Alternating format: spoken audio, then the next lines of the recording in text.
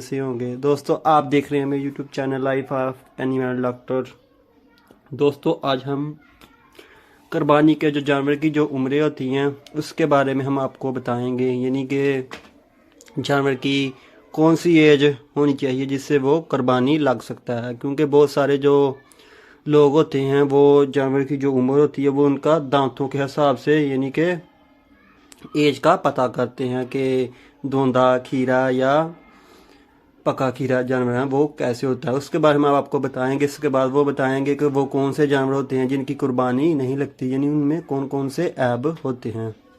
तो सबसे पहले हम आते हैं ऊँट पे। ऊँट की जो कुर्बानी के लिए जो उम्र होती है वो कम से कम 5 साल होनी चाहिए, यानी कि ऊँट के लिए कुर्बानी की जो उम्र है वो 5 साल होनी चाहती है। इसके बाद आ जाते हैं चाहे गाय हो, चाहे बछड़ा हो, चाहे वो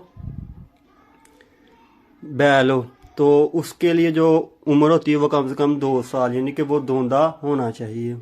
इसके बाद आता है बकरा। बकरा कम से कम 1 साल का होना चाहिए।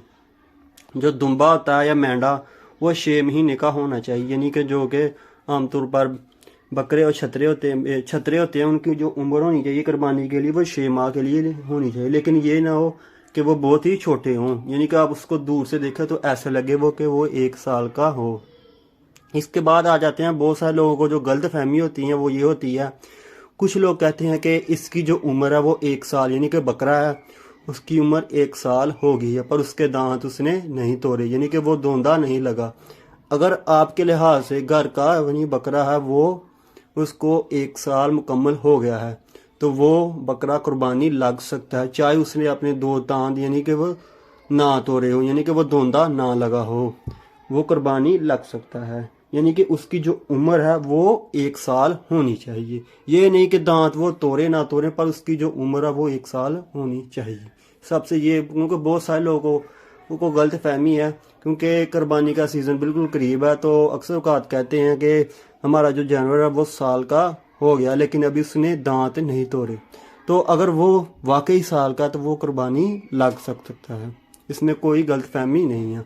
अब आते हैं किन जानवर में की कुर्बानी नहीं होगी, यानी कि कौन सा वो जानवर है जिसको आम ज़बान हम दागी जानवर कहते हैं, यानी कि कोई ना कोई जिस्म का कोई हिस्सा अबनॉर्मल होता है। जैसे अगर कोई जानवर है उसकी नाक कटी हुई हो, यानी कि उसका नाक अक्सर नाक जो वो यानी कि आम ज़बान है जिसको काबू करने के लिए जानवर के नाक में नथ डालते हैं पंजाबी ज़बान है, अगर वो यानी कि कटी हुई हो फिर भी उसकी कुर्बानी नहीं होगी। अगर जानवर अंधा या काना हो, यानी कि वो जानवर जिसको बिल्कुल एक आंख से नज़र आता हो एक आंख से नज़र हो, उसकी भी कुर्बानी नहीं होगी। नंबर 3 पे जिसका पैदाशी या एक कान हो या ना हो, यानी कि उसमें इफेक्ट हो, यानी कि एक कान उसका पैदाशी ही नहीं है, वो भी कुर्बानी नहीं लग सकता है। अगर वो जानवर या वो बकरा जिसका कान जो है वो 1/3 से कटा हुआ हो, यानी इसका कान ज़्यादा कटा हो, वो भी कुर्बानी लग नहीं सकता। अगर जानवर के जो सींग होते हैं चाहे वो एक हो या दोनों उगने वाले मकाम पे टूट चुके हों तो फिर भी यानी कि वो कुर्बानी नहीं लग सकता। अगर जानवर की दुम या जो चक्की वाला छतरा होता है वो भी उसकी कटी हुई हो तो फिर भी वो कुर्बानी नहीं लगेगा। इसके बाद वो जानवर जिसकी हड्डी में मगज यानी कि गोदा बिल्कुल भी ना हो, वो भी कुर्बानी बिल्कुल भी नहीं लगेगा। इसके बाद आता है ऐसा जानवर जिसके दांत ना हो, बिल्कुल कोई भी दांत ना हो, वो भी कुर्बानी नहीं लग सकता। इसके अलावा ज़ुबान अगर कटी हुई हो और चारा भी ना खा सके तो वो भी कुर्बानी नहीं लग सकता है।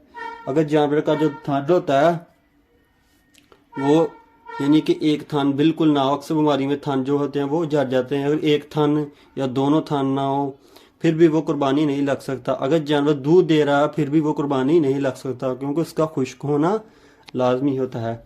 इसलिए जब भी कोई कुर्बानी लें, क्योंकि हदीस पाक में आता है और हमारे प्यारे नबी सल्लल्लाहु अलैहि वसल्लम की सुन्नत भी है कि कुर्बानी के लिए जो भी जानवर खरीदें वो अच्छा, तंदुरुस्त, सेहतमंद होना चाहिए, क्योंकि वो अल्लाह की राह में कुर्बान करना होता है, इसलिए उसका अच्छा सेहतमंद होना ज़रूरी होता है।